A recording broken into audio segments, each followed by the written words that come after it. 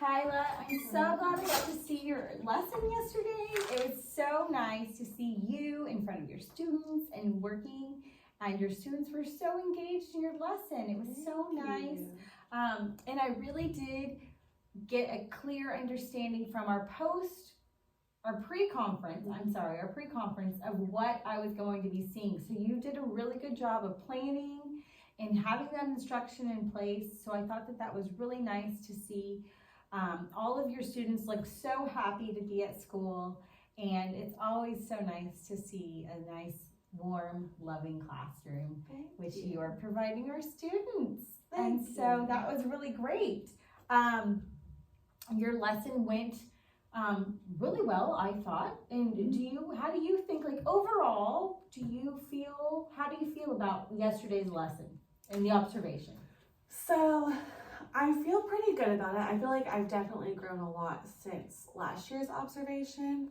I was really impressed with our interactive reading activity, and giving students a note card that had the details from the story, and they had to sequence the story up in front of the class. I felt like they did that really well. Yes, you did a great job of that, and presenting that to them so they knew what that expectation was. Thank you. Yes. I was impressed with like how they started communicating with each other and asking each other to kind of help put them in place a little bit if they got stuck. And so I was really impressed with how they did that. I was a little nervous about it, but I was really impressed. And I feel like with our word work and having done the L blends with this activity, and now we're doing it with the R blends, I feel like we were able to move right along, and they really understood what they were supposed to be doing. They stayed on task. Yeah, your timing and your pacing seemed to go very well. Thank you. How do you feel about that? Because I agree with you. The collaboration of your students and the engagement was all there. It was very good. They all seemed to really understand the objective, and they went with it, and they did work together and collaborate really well. So that was good. Thank you. And your pacing was something you were working on, correct? Because the year before, do you want to explain that to me a little bit? So I know when you came in last year, my pacing was very slow. I wasn't really moving quite along, and I was giving almost too much wait time to where I was losing a lot of my class. So what I've started doing is using a timer, like on my phone, so it goes off on my watch. So I have that for myself to know, okay, like it's time to move on to the next thing. So I've used that a lot to keep myself on track with my pacing, and I've noticed that I'm not losing as many students because we're keep on going. So there's not that little time for them to get distracted or disengaged or the side conversations. So I feel like we are more productive and we're getting a lot more done. Oh, good. We're more engaged, which is because I saw that too with your pacing this time compared to last year. And I just want to point out that myself and Mrs. Schultz, we do see the same teachers every year for a couple years so that we can get to know you better, and that really helps me understand where you're going and where your goals are. And from what you told me last year, now it really makes sense. And so you're able to hopefully learn more about yourself, and I'm able to see more of you and how great you are and how you've grown. And so that's been really nice to see you grow so much. So when we were looking at the content of your lesson, do you want to remind me what your lesson, like it was the shared reading, and the shared reading was recognizing the sounds and the R blends in the book. Right? And so when they were doing that, I felt like they were very engaged. They knew what they were looking for, and which is great because you're on day 3. Yeah. And so they really knew what they were already listening for in the story. They listened to the story. They sat very well, all at the front, and so that was really good to see. And they really were coming up with those sounds very well. I feel like front loading them with the objective gave them a purpose for what we were doing. So then they were more engaged as I was reading the story because they were searching for what I was looking for. So I really felt like that helped out. Yeah, and they listened, and I thought, and then they all wrote on their whiteboards. They knew what to do. They didn't really, I didn't see any misbehavior with the whiteboards or the the whiteboard markers. So that's always great, and I really like how you made that connection to the real world experiences, because then you gave those examples when you were reading the book. What was it? The automatopoeias with the sound words. That was really good how you were using those, and they were learning those academic vocabulary, and they were using all of the sound words. I mean, first graders love to hear sound words, and it wasn't too crazy with them acting them out as they heard them, so that was good control for them. One of my favorite ones that they did was when I was asking for examples outside of the story. They gave the dog and the cat, and one of my students did the elephant trunk sound, and I had no idea how to write that sound word, and I was like, okay, it's true, but I don't know how to write that. Right? Oh, that was so funny though. They did such a good job. But yeah, no, I don't know that I would on the spot like that either. That's a truth. And I also really liked how you modeled your thinking for students. Because as readers, we do tend to get distracted and not look at the main idea or the author's purpose. And so can you explain that example and how you did that? So when we were reading the Christmas Tree Farm, because we had really been talking about like important details versus not important details. And so as I was reading, and I would start thinking out loud, oh my goodness, I really like their color shirt, but that has nothing to do with the story. Like, that's not something I need to remember. And then later in the story, when it talks about, the family finally opened their tree farm for the season, and being able to sit there and, oh my goodness, that was so important to them. That must be so important to the story, and that must be a big event that happens in the story.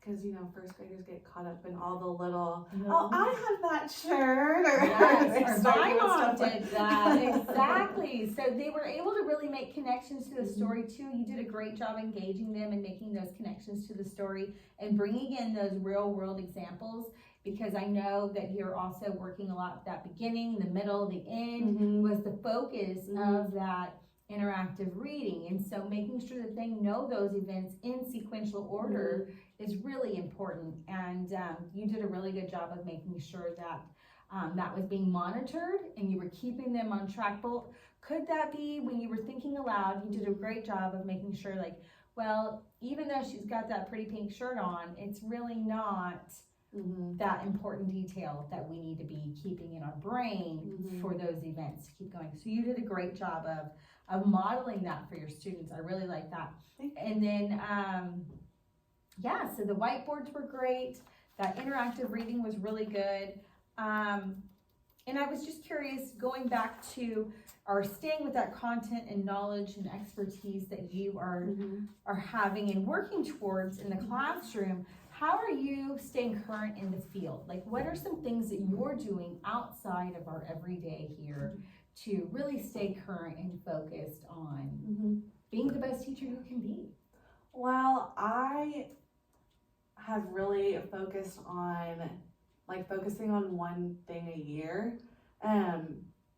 Last year I was really focusing on just getting like a schedule and a routine, and this year I feel like I'm really focusing on my shared reading. And so with all of the PD that's been going out and all the opportunities, I've really been intentional with picking things that are what I'm looking to grow in, and things that are directly going to be useful for our classroom. And so finding just one small thing every year to really focus on, and then finding the professional development that goes with it to support myself and our classroom in reaching those goals that I have for myself. Good, because I'm glad to hear that, because having those tools in your back pocket to be able to pull out throughout the middle of the year and learning so much through those PDs. I mean, we offer amazing PDs. And so having those opportunities and learning, and then just being able to pull them out throughout the year and going, oh wait, I remember how I was taught that at that professional development, and I'm gonna use that because that would work really well in this situation. And so using what you know, then it's helping, and I can see such a difference. Thank you. And then when you communicate with your students, you did a great job of communicating the objectives of the lesson, where we were, you were on day 3 of the lesson, you'd already done 2 days of those R blends, so they had a bit of prior knowledge. And so you were really scaffolding from the L blends to the R blends, and so that was great. And I was just curious if you want to elaborate a little bit more. The way you communicated those learning goals, you had on the board, you had some great, tell me about how you came up with doing that and why you chose to do that. So I noticed last year I would get very off task myself. And students tend to jump in and your conversations just kind of end up going all over the place. And so for me, having the objective right there kept me on task, which in turn is keeping my students on task. So I had my objectives written on the board, and I had one on some of my chart paper. And then I read the objective to the class before we did the lesson, so they knew what was coming, they knew what to look for, keeping them engaged, and they had a purpose for what we were doing. And then at the end, going back to the objective and, okay, do you feel like this is what we accomplished? Did we do this? And then having students give me a thumbs up or a thumbs down if they felt like they really did understand the objective of this lesson. And then also being able to identify students who are like, no, I don't feel like I did very well. And I did notice a few friends that had their thumbs kind of sideways. And how do you normally handle those friends? And how do you monitor those friends that give you the sideways thumbs up? Or is that something you review? You're going back to that in small group. Yes, and I was gonna say that's kind of where, like, if those friends that are a little on the S side, or if like the thumbs down completely, I just jot those people down, and then I pull small groups and I'll revisit that specific skill in the small group. That way the pacing of our whole group lesson can keep going, and then I take my small group of students who need the extra support, and we just work on that there. And then what do you do with those students? I noticed some students that I don't think really knew, but they gave the thumbs up anyway. And I'm just curious how you handle them in your classroom, because I didn't think that they really understood by the comments they made, and I could tell by your face that they didn't really, you knew they didn't understand. Yes. So those are the students that do that across the board. So those are also students who in small group we're doing it with our guided reading books, and I feel like they are a little more open about, I don't know, whenever it's small group versus whole group. I feel like my students are really wanting to show up, and they're really wanting to show their classmates that they know what's going on. But in our guided reading groups, for the most part, the whole group is struggling with it, so then I feel like they don't really think any different of it. So in our small group kind of reading, we're honing in on those skills. Good. I just wanted to make sure that you were communicating that with them, because you could see that they just wanted to fit in that. So I'm glad that you're providing those opportunities. There's been times too with those students, I'll go to them later and ask them, can you tell me about this? And they look at me and they're like, no. I'm like, okay. Right.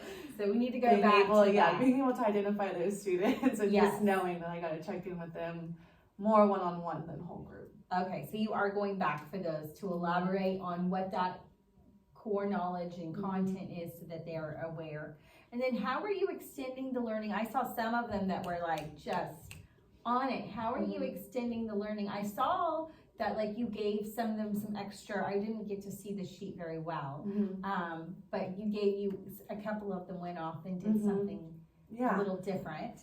So extending for my students who are a little bit more above level, like with our shared reading, when we were identifying the sound words, afterwards I had asked for examples that were not in the book. So examples that they might see or hear outside in real life, and giving them the opportunity to just take that extra step.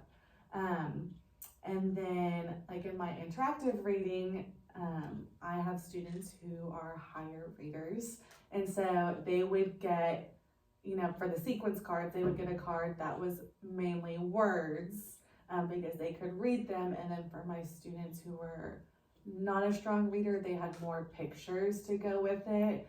So just differentiating, Yes. making sure that I giving them- noticed that, and they were doing a great job, and they were also still collaborating together with those. Yes.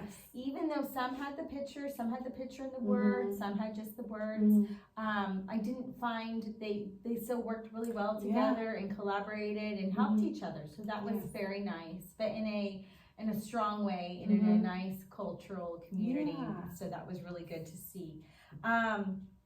And then I really liked how you had those expectations on the board, those objectives were on the board. Everybody could see, you went back and you reviewed them with the students.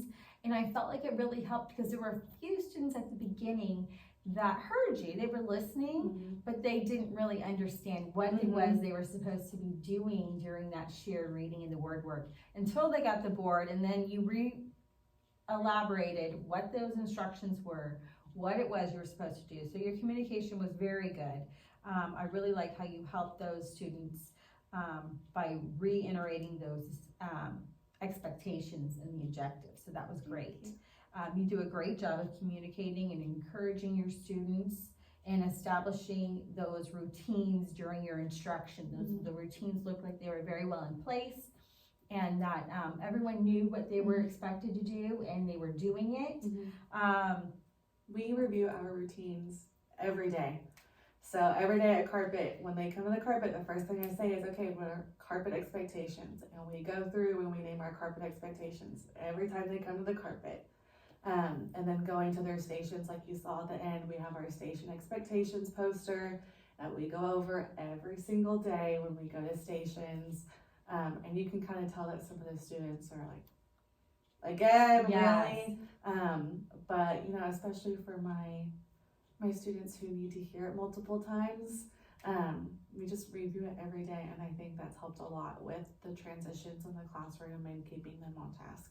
Yeah, because you do have a few in your class that struggle with those transitions, and I don't know if those are the same students on the point sheets or not. One, yes. One I have on the point sheet, one I ended up putting on a punch card, and then actually I had three on point sheets. I had 3 on point sheets, and then one on a punch card, and that was keeping them on task and following directions, participating in activities. So that's what those students are using their point sheets for. Oh, very good. And what do you do with those point sheets? So, how do those work? Would you explain that to me? So the point sheet is broken down into each period of the day. So they come in, and so for soft start, they can earn points for staying on task, keeping control of their body, because my students are typically working on their own skills. And so there's staying on task, following directions, participating, control of their body, and their voice level control. And so, they're not all working on all 5 things, but they all have their own skills that they're working on. It's broken up into each part of the day. So our phonics has a part for them to earn points. Stations has an area for them to earn points. Lunch has an area for points. Recess. So our day is broken up into every content area, and they can earn points, and they each have like a percentage of their points that they are trying to earn. And we start low, which is trying to meet the 50% of the time points. And then as they are meeting that expectation, I'm increasing the percentage of time and points that they should be earning. And then they have a chance for 2 rewards every day. So they have their morning block, which is from first thing in the morning when they come in for soft start all the way until recess.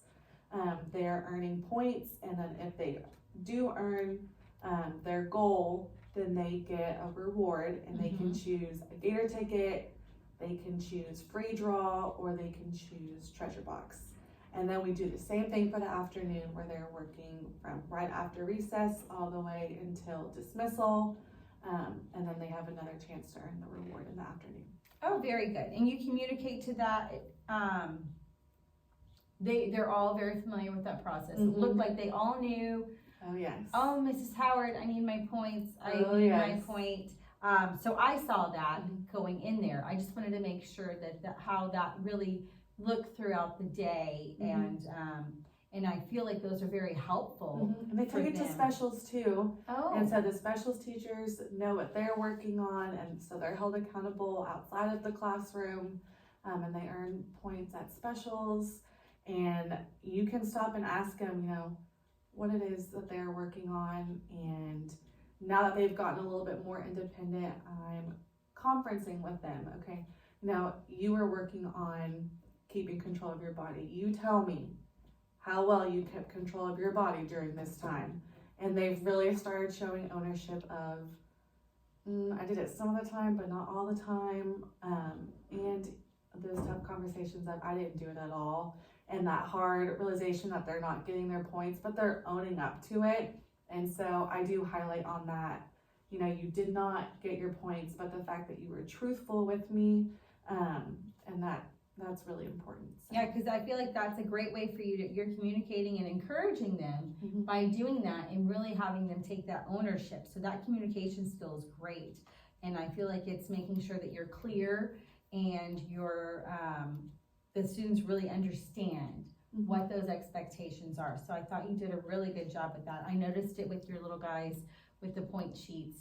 They were very good. They had their self-control. They sat and did what they needed to, but they were looking at you like, like, you see this, right? I'm doing what I'm supposed yeah, to. they were doing exactly what they were supposed to when they were supposed to. So that was amazing to see them in action for that. And Yeah. same with your BC child. Yeah. He did a very good job during the lesson as well.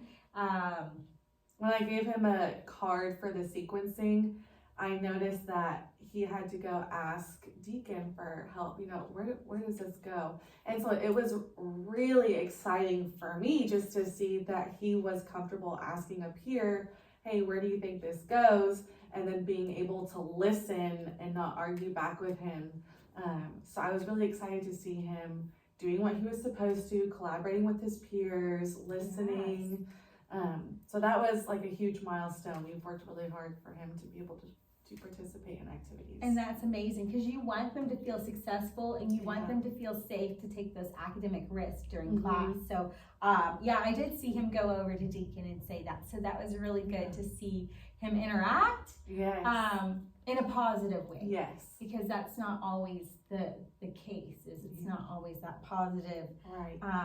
So yeah, I thought that was great. And I also really like how you had those visual tools on the board so that for your friends that didn't always stay focused, were able to really stay engaged when they fell off and were able to come back in using those visual tools and some of the things that you use, the strategies and tools to help them stay engaged was really good to see. So you did a great job on that communication piece. And then when we look at differentiation, of course you have such diverse needs in your classroom. So it was really nice to see you differentiate in such a great way. Like for example, using those sequencing cards. Some had the words, some had the pictures. Even with your whiteboards, some of them had the lines and some of them were just the blank, so that students could go and do what they needed to, because we're still in first grade really working on those handwriting. Yes. And so making sure that they had the tools that they needed to be successful and write properly. And to spell and sound those words out, because you did a great job of modeling that for students. And so they could see how to spell it, because sometimes they can melt if they don't get it right, especially on those whiteboards and they're erasing and they're not doing that the whole time. So you had a really good culture and pacing in that perspective as well, because they were writing it with you, not just erasing, not coloring in the corners. Yeah. So that was really nice to see. And then even during that interactive for that beginning, middle, end, like I said, with those cards, having the pictures, having the words, letting them collaborate and work together. I really like how you differentiated that for your students. And you know your students, you know their behaviors, you know what they need. Oh, yeah. So I saw a lot of really good instructional strategies being used and addressing all students' learning needs during that observation and during that lesson. So that was really good. And then I felt like your children were engaged and challenged at all levels, because like you said, your BC student needed that extra help, Yep. but he actually was successful in asking for it without melting or having any challenges. So that was good.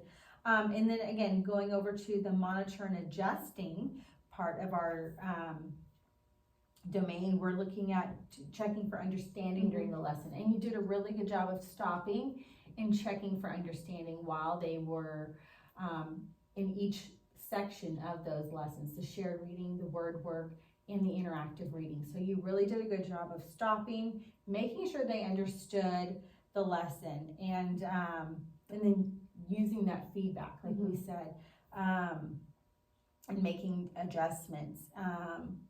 Same with that impacting the performance of them with the point sheet. You gave some points. So once they got their points, they were really impacted, and they were able to adjust and do a better job, and it gave them what they needed, I saw, to continue and do a good job moving forward. Do you have anything to add that you felt really comfortable with? I've just noticed that if they are earning something, then they are more engaged with me. And so I'm just really proud of the point sheet, and that it's working, and that he's holding himself accountable to it, and that he's really taking charge of that. He has to keep his paper with him. I don't keep track of his point sheet, so he has to keep track of it. And he knows that if he doesn't take it to specials, then he doesn't get his points, because the specials teachers can't help him fill it out. So I feel like that's keeping him a lot more on task and engaged, because he loves to earn treasure box. That's great. And he has that personal responsibility then. Yes. And teaching him that independence is really good. So I like how you've monitored and adjusted that, because I know that when he first began the point sheet, you weren't there like that. No. No. And so now that you've moved on and you're further along with it, I feel like that's great. And you gathered great information from your students during the lesson. And so, yeah, I thought you did a really good job. And we talked about your pacing and how you monitored and adjust, and that it's gotten so much better. Last year, I know we worked on that a lot. So this year, your monitoring and your pacing were adjusted. You mentioned something about the timer. Yes. And so do you do that? I noticed you were doing that. Can you want to explain that again? So I have set, like before I start my lesson, I just set the alarm or whatever it is to go off.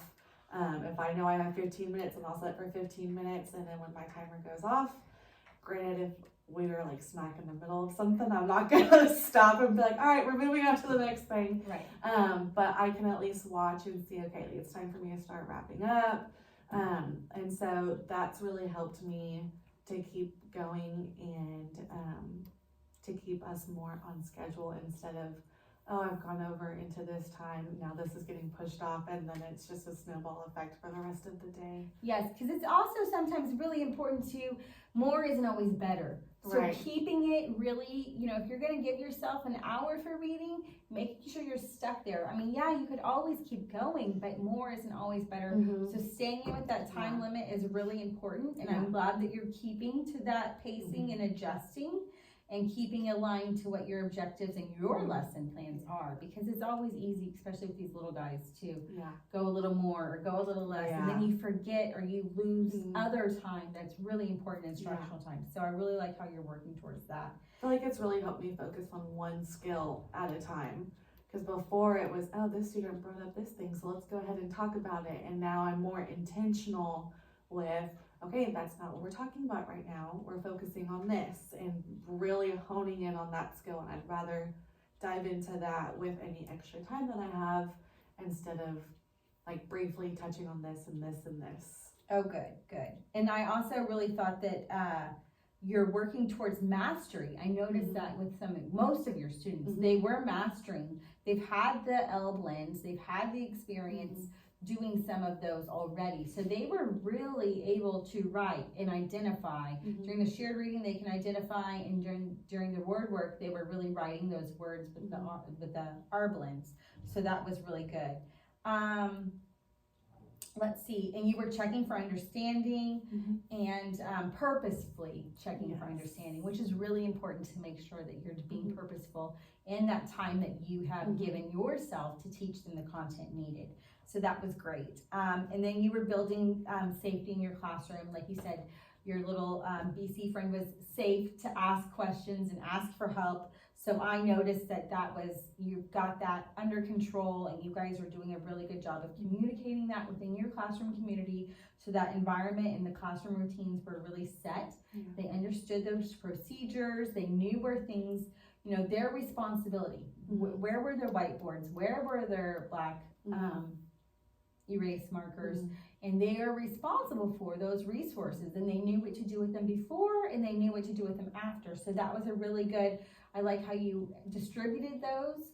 How did you come up with those? Like, they have access to them. Yeah, so they have access to them. They're up at the front and they know where they are because they'll use them throughout the day if they use them for station work. So it's always open and available to them. But if they're sitting on the carpet, then they know to wait until their row's been called to go get their materials. That way it's not just mass chaos. Yes. So they wait till it's their turn, and then they know to line up and they get their materials. That way people aren't being stepped on or knocked over. And that took a little while to get used to. But you had it in because place. they want to be first. Yes, so. well, that's the age, and they do definitely want to be first. But you really had that under control, and I really liked how you had that order, and so that they knew the process and they knew how to get the materials, and they knew, not you weren't teaching it and repeating yourself. So that was really nice to see that they knew how to do it. They were helping each other. Oh, here's a marker for you. Yeah. Here's your whiteboard. So that was really sweet to see them, especially your little BC guy that said, oh, here's your marker, here's your slide. So sweet to see them like helping each other, because that's not always what happens with those friends. And I know it's cute whenever like they go and sit down. Oh, I forgot my marker, and then it's like this marker is being passed all the way in the back. You just see it go. It's like, here, I got it for you, and they'll just pass it back. That's so sweet. And then I also liked how your one friend on the point sheet had his self-control. Throughout the whole lesson, he kept self-control. Yes, and he was trying so hard. I was watching him, and there were a couple times that he kind of started to trail off a little bit. But he'd come back, and we managed. We did it. Yeah, that was great, though. That was great to see. So yeah, you're managing the behavior system and the student behavior in your class very well. I feel like you've got great systems in place that are helping them, and there are clear behavior expectations that you're monitoring with the point sheets. You're monitoring with Lana, and she's helping when he's not in your classroom. Yes. Because he's not always in your classroom, correct? Yeah, correct. Yeah, he comes for certain parts of the day, and then he'll go back to his behavior class, and he'll kind of do a reset, and then he'll come back. So he's coming and going throughout the day. Okay, good. And that's working still, right? Yes. He doesn't need to stay one place or another any longer, or is that time, do you feel like that's sufficient at this time? I think for the extent that I have him, I think I'm getting the most that I can out of him. At this point, we are really working on like work completion. He has a hard time holding himself accountable, having responsibilities for his work.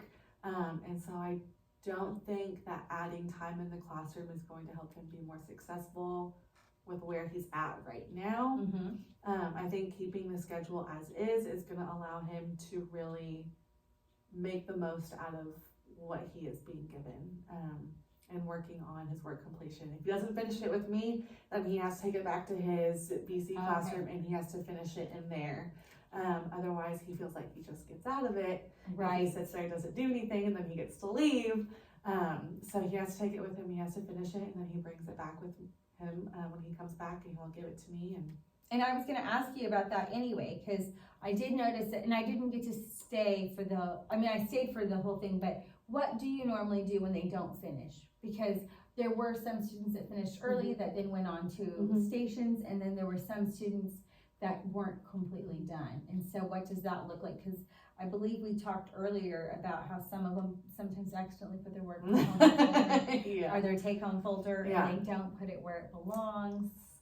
So we have, I like to call it the catch-up folder. Oh. And so each student has a red folder in their cubby, and their red folder is their unfinished work, and that's their catch-up work. And so if they don't finish it, they put it in there, and then during our Sparkle time, where they get to work on their individual skills that they need, if they have uncompleted work during Sparkle, they go and they get their folder, and they know that those are the things that they can work on before moving on. Okay, very good, very good. I like those systems, and those systems seem to be well organized in your classroom. I felt like I could see what they were doing, and that they were extending and they were still finishing, but I wasn't sure exactly what that looked like. So I thought that was really good, and I'm glad you elaborated on that a little bit.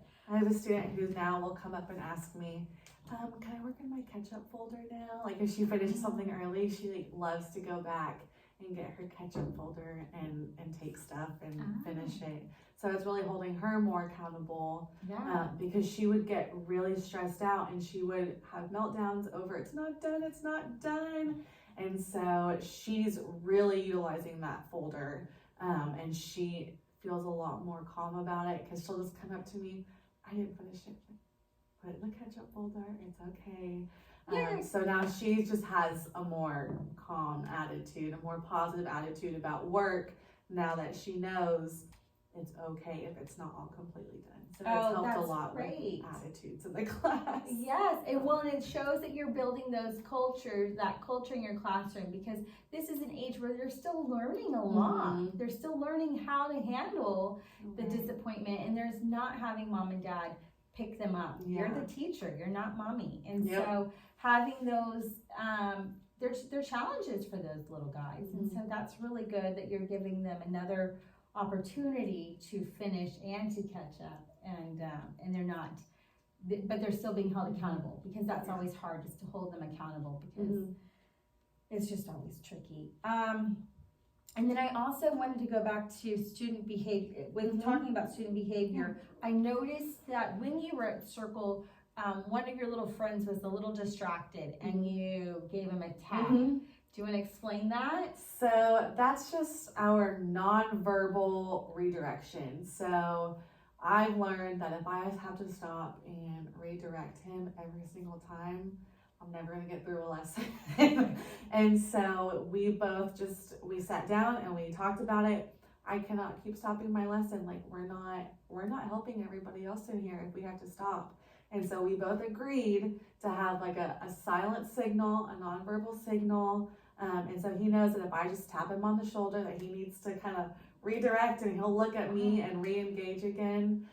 Sometimes it'll take a couple of times before he really notices it. Yes, but I really feel like there are times when he's just almost in his own world. So he doesn't feel that initial tap. It sometimes takes a little while for him to be like, oh my gosh, somebody's actually touching me. So then I'll get his attention again, and then he's right back and re-engaged. Oh, okay. Well, that's interesting. Okay.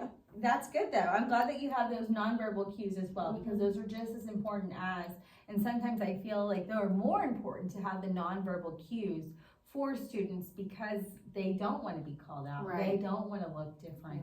All the negative attention. No one wants the negative attention. So I also felt like you had a respectful classroom culture, and you're doing a great job of presenting that classroom culture, and your students are also appropriate with the procedures that they're doing. They all knew what to do, so those were all great. They were collaborating, and you guys worked together really well. I can tell that you do a lot of the social emotional learning and your community circles in the morning, and your morning meetings, and they share. That was reflected in how they behaved with one another and how that they interacted throughout that lesson. So I thought that that was a great job on that. And then you're ensuring those meaningful learning and the norms. Like you said, you're providing them opportunities to get their materials and sit down and be responsible and be independent. So those are great, and they're collaborating positively with one another. They all seem to get along and do a really good job together, and have fun through that learning activity. So those were great. They loved the shared reading book, and the word work was fun for them. I felt like they really knew what to do, and they really enjoyed that. And then the Christmas tree farm was really fun. They liked that story. They seemed to be really engaged. It was. And so, I feel like you're building a great positive classroom. Now, how do you feel about your glows and grows? Like, if you want to work towards something, I think like that whole class activity, you had them give the thumbs up or the thumbs down, and I asked you, you know, how are you monitoring that? And because I noticed that some students weren't honest with how they really how they were feeling about that learning piece. And so I think that you could have students that weren't engaged, and so working towards because what happened is you were having the thumbs up and thumbs down, and you went through at the very end, you went back and reviewed it. And so possibly just for next time, something to think about that you could do is that maybe after each event of the sequencing, you could say, okay, everybody pick the first event. What's the beginning? And then everybody put it, and then come back and give a thumbs up or a thumbs down and see if they got it right, and then go to the next activity and do the next event, so that they could say, oh yeah, I did, you know, and then they're also, if they have a mistake, they're catching that at the very beginning instead of at the very end. So I think that you could work on that. I mean, everything went really, really well. How do you feel? I agree. I definitely, like in my mind, I had it, at the end I'm going to check in and it's going to be fine. And then about halfway through, I was like, I'm starting to lose some people. And so I realized that I really should have just been doing more check-ins, like as you go, immediate feedback. And so that's something that I'm going to work on. Yeah, instead of waiting until the end and getting that immediate feedback, because they are little and they don't realize where they made that mistake sometimes. And so making sure that it's immediate, because that's just what they're used to, I think. So that's everything for my post-conference. I think you did a really good job, and I was very happy to get to see your classroom and see all of the great collaboration and work that you guys are doing. You've got some great students in there, and you're doing a great job teaching them content. Thank you. I appreciate you coming in and giving me feedback. Yes, no, they did a great job. Thank you. All right, thank you.